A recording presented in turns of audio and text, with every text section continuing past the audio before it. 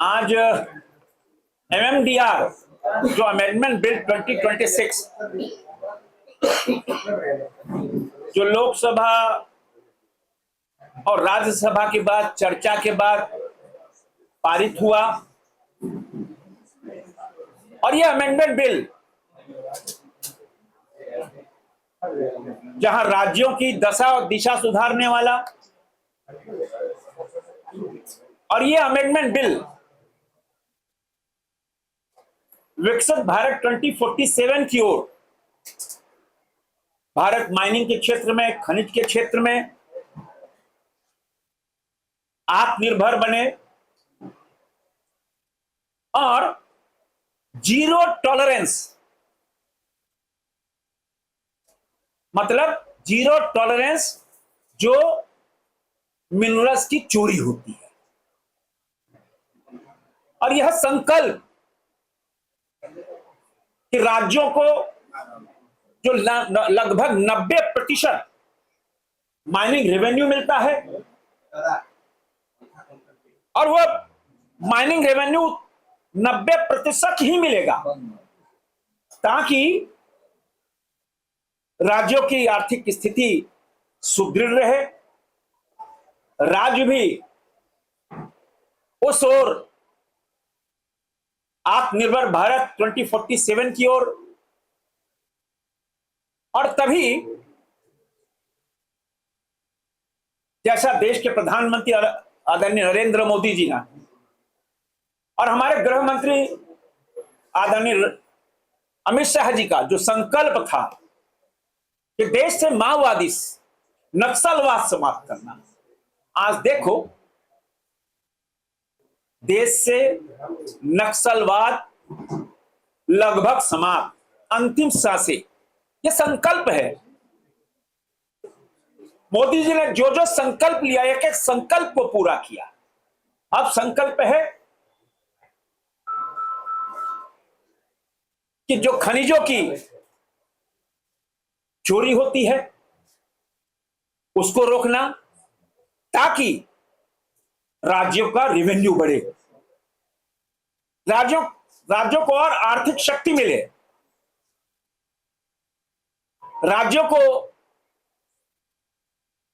जो खनिजों के माध्यम से जो हम माइनिंग करते हैं, जितना ज्यादा माइनिंग होगी और अवैध माइनिंग रुकेगी तो स्वाभाविक है कि रेवेन्यू हमारा बढ़ेगा। और इस खनन क्षेत्र में पारदर्शी, स्थिरता, प्रेडिक्टेबल टैक्स सिस्टम, और कहते हैं ना राजस्व के माध्यम से राज्य को मजबूत बनाना, यही एक ध्येय था इस बिल का।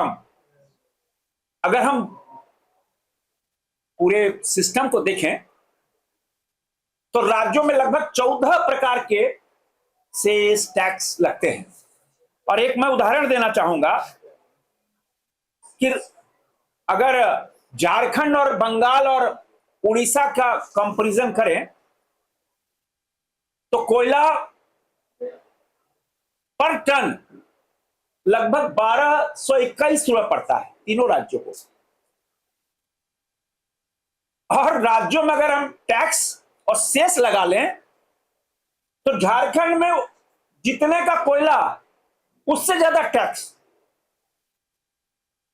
2459 रुपया, 1221 रुपए लागत, और वो टैक्स और सेस लेते हुए 2459 रुपया पड़ता है, 2458 रुपया 78 पैसा।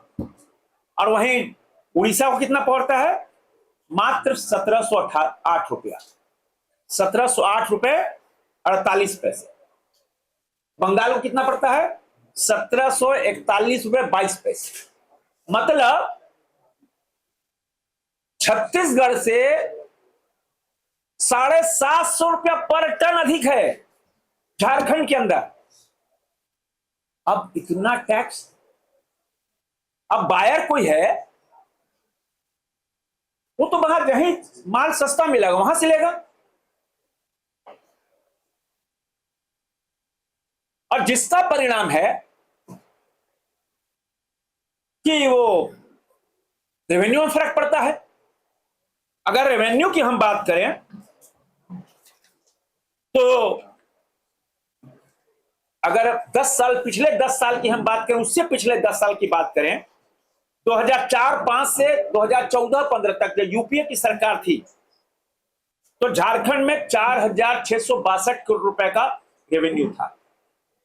और 2015 मोदी गवर्नमेंट आने के बाद 2015-16 से 2025-26 तक बात करें तो 4,662 करोड़ से वो 33,494 करोड़ जंप कर गया, 618% हाई चला गया।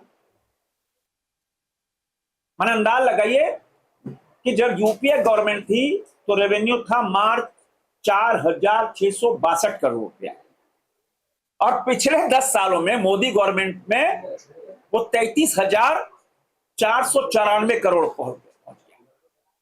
अगर इन सब बातों को ध्यान में रखें कि हम राज्य में कैसे माइनिंग क्षेत्र को और मजबूत करें, तो उसमें भी हम आपको बता सकते हैं कि पिछले 10 सालों के अंदर राज्य में 11 माइनिंग के लाइसेंस इशू हुए, और जो ब्लॉक ऑक्शन होता है वो 11 हुए, ऑपरेशनल एक भी नहीं। राज्य में 11 खदानों का ऑक्शन हुआ, ऑपरेशनल 0। और उसी कालखंड में उड़ीसा के अंदर कितना ऑक्शन हुआ? 79। ऑपरेशनल कितना हुआ? 35। आप पैरेलल आप देख लो, कहां 11 ऑक्शन हुआ, ऑपरेशनल 0, वहां 79 हुआ और ऑपरेशनल 35। अभी मेरे को ध्यान में आया कि सिंहभूम में एक माइंस थी विजया 2, वो टाटा को अलॉट हुआ, ऑक्शन हुआ था। 9 महीने तक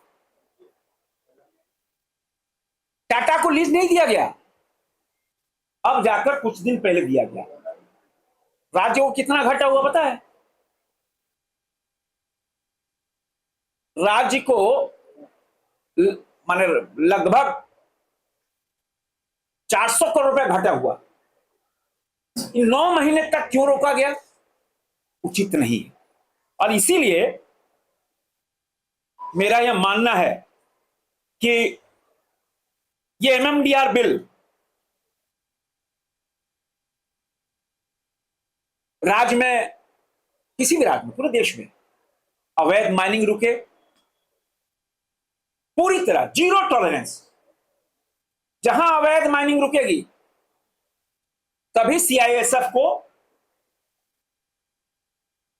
पूरी ताकत के साथ कि अवैध माइनिंग रोके और पूरा शिकंजा कसे, ताकि